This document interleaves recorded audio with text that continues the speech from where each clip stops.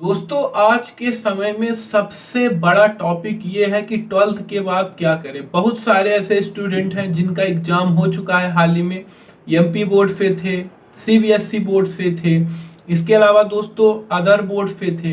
अब उनके मन में ये डाउट चल रहा है, आप यदि उनके बड़े भाई हैं, आपका छोटा वाला भाई है, तो भी आपको ये वीडियो देखने की बहुत बड़ी ज़रूरत है। क्योंकि यदि आप ये वीडियो नहीं देखते हो तो कहीं ना कहीं आपका भाई, यदि आप खुद एक दलदल में फंसते जाओगे ट्वेल्थ के बाद। दोस्तों ऑल एवरीवन, एक बार फिर से देवो ऑनलाइन में आप सभी का स्वागत है। दोस्तों लगातार आप लोग कमेंट कर रहे थे कि एक कुछ अलग सर क्या करें ट्वेल्थ के बाद, ऐसा कुछ टॉपिक लेके आइए, सजेशन दीजिए। तो दोस्तों मैं वीडियो लेके आया हूँ, वीडियो में एंड तक बने रहिएगा। सबसे बड़ा मुद्दा रहता है दोस्तों, कैसे भी करके बच्चों का 10th पास कर लेना। जैसे ही 10th निकलते हैं, 11th में आते हैं, तो बहुत सारी सब्जेक्ट में एक पार्ट की तरह अपने एमपी में और यूपी में तो 10th से ही सब्जेक्ट का डिवाइडेशन हो जाता है। तो 11th से कोई आर्ट लेता है, कोई कॉमर्स लेता है, कोई मैथ लेता है, कोई साइंस लेता है। कुछ इस तरीके से अपना 11th और 12th पूर्णतः कंप्लीट करते हैं। फिर 12th जैसे ही कंप्लीट होता है तो कोई बीए करता है आर्ट वाला विद्यार्थी, और आपका कॉमर्स वाला बीकॉम करता है, मैथ वाला बीएससी करता है, और इसके अलावा दोस्तों कुछ इस तरीके से जो एग्रीकल्चर से रहते हैं, कृषि से, वो एग्रीकल्चर करते हैं। कुछ इस तरीके से दोस्तों टोटल आपको मालूम ही होगा कि अब 4 साल के ये कोर्स हो चुके हैं। जो आप तक अभी तक जो एजुकेशन आपका स्नातक होता था, अभी तक 3 साल का रहता था कॉलेज, अब 4 साल के हो गए हैं। आखिर 12th के बाद बीए करेंगे 4 साल, या बीएससी करेंगे 4 साल, या बीकॉम करेंगे 4 साल, इसके बाद क्या आपको गवर्नमेंट जॉब मिलेगी? नहीं मिलेगी, ये कोई दावा नहीं है। ये केवल एक आप डिग्री अचीव करते हो बस। तो दोस्तों सारी डाउट कैसे आप क्या करते हैं तो आपका इन फ्यूचर सिक्योर होता है, पूरा जिक्र करेंगे इस वीडियो में। तो दोस्तों 12th के बाद मैं तो यही कहूँगा कि यदि आप टेक्निकल लाइन में जा रहे हैं तो बढ़िया है, यदि नहीं जा रहे हैं, आप बीए कर रहे हैं, बीकॉम कर रहे हैं, बीएससी कर रहे हैं तो बढ़िया है। साथ में आप अपने कंपटीशन की तैयारी को भी जारी रखिए, पार्ट टाइम कंपटीशन की तैयारी भी करना स्टार्ट कर दीजिए। पूरा मैथ, रीजनिंग और जीके, करंट अफेयर्स, सारी चीज़ें आप एक अपना नोटबुक बना लीजिए अलग अलग सब्जेक्ट का। चाहे पर डे आप 1 से 2 घंटे भी पढ़िए, एक तो जरूर पढ़िए कॉलेज के साथ। तो दोस्तों उधर आपका 4 साल जैसे ही कॉलेज का कंप्लीट होता है, तो उधर 4 साल में आपका क्या है, सिलेबस भी कंपटीशन का खत्म होता है। थोड़ा थोड़ा भी आप पढ़ते हैं, 2-2 भी घंटे मैथ पहले आप खत्म कर डालो, पूरा एक नोट्स बना लो, इसके बाद साइंस भी पूरा एंड तक पढ़ डालो, रीजनिंग भी एंड तक पढ़ डालो, सामान्य जीके भी पढ़ डालो। ये कंप्लीट हो जाता है। जैसे उधर आपका 4 साल में ग्रेजुएशन कंप्लीट होता है, तो उधर 4 साल में आपका सिलेबस भी कंप्लीट हो जाता है।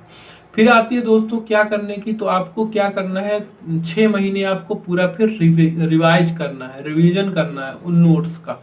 फिर दोस्तों आपको रिवीजन करने के बाद 6 महीने जिस भी भर्ती में आपका टारगेट है फॉर्म भरना, जैसे आप एसएससी बनाते हो टारगेट, एमपीपीएससी बनाते हो, सीजीएल बनाते हो, जो भी आप बनाते हो एक अहम अपना गोल बनाते हो कि इस फील्ड में मुझे जाना है, तो दोस्तों फिर आपको उस फील्ड को सेलेक्ट करके चुनना है और मॉक टेस्ट देना स्टार्ट करना है। आपको डेली 5 से 3 मॉक टेस्ट देना है। स्टार्टिंग में एक ही मॉक टेस्ट देना है। जो भी क्वेश्चन आपके डाउटफुल है, नहीं आ रहे हैं, तो आपको नोट कर लेना है अपने रफ या फेयर में।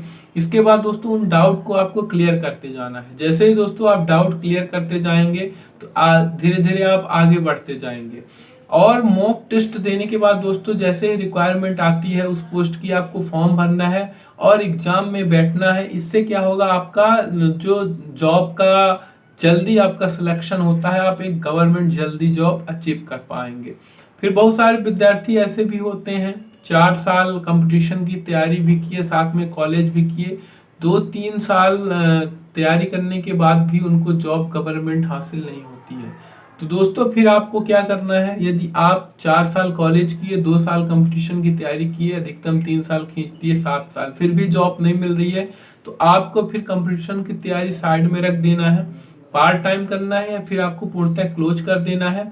आपको अपने अंदर एक स्किल ग्रो करना है, जिस चीज में आपका इंटरेस्ट हो, आपको लगता है कि इन चीजों को मैं फेस कर पाऊंगा, या फिर जैसे आपका टेक्नीशियन क्षेत्रों में है तो आप रिपेयरिंग का काम सीख लो, चाहे मोबाइल का जो है कोई भी फील्ड में हो। तो इसके अलावा दोस्तों यदि आपके अंदर सॉफ्टवेयर वगैरह का चीज़ों का सीखने का वो है तो आप सॉफ्टवेयर सीखो जबलपुर या बेंगलोर जाके। इसके अलावा दोस्तों बात करते हैं तीसरी चीज़, यदि आपके अंदर पेंटिंग का शौक है तो आप पेंटिंग को सीखो बेहतर तरीके से, सिंगिंग को, मतलब कोई भी जो आपके अंदर एक स्किल हो, आपको लगता हो कि उसमें मैं बेस्ट कर सकता हूँ, उस स्किल को आप ग्रो करो। इसके बाद दोस्तों आपको क्या करना है, आपको खुद का अपना बिजनेस करना है। नहीं कर पा रहे हैं तो यदि आप खुद का स्किल ग्रो कर लेते हैं तो प्राइवेट सेक्टर में भी आपको पैकेज बेस पे अच्छी सैलरी, पैकेज बेस पे नहीं मिलेगी तो प्राइवेट सेक्टर में भी आपको अच्छी सैलरी मिल जाती है, तो आप बेरोजगार नहीं रहते हैं।